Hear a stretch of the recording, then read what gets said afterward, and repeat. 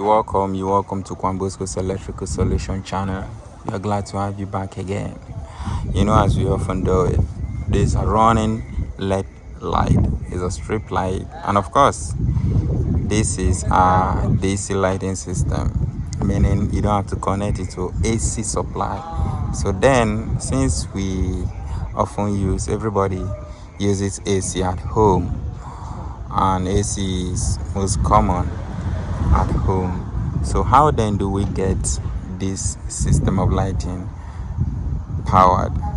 So there is a device that helps in converting AC current to DC. So that is what helps in making this light showing on or turning on rather. So that device is just like your normal inverter. Inverter converts DC to AC. So this device convert AC. In other words, contrary to what inverter does. Inverter convert AC to DC, while this choke converts AC to DC. And the lighting system, we have that of 12 volt and 24 volt. So depending on the one you want to set up, so the device will be better. So that's just it. So if you have watched this video up to this moment, just click the subscription button and make sure you turn on your notification icon so you don't miss our future post. So what that notification icon does is it notifies you of any post we make. You understand? So now look, this lighting system is installed in different apartments. As you can see, the one on the right hand side of the screen is another apartment, while the other one is a different one altogether.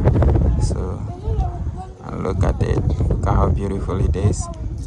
Look at how beautiful. I just can show you people, the numbers of people at my back looking at this lighting system.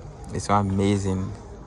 Now most of you will be wondering, I hope when it starts raining, the light won't be faulty.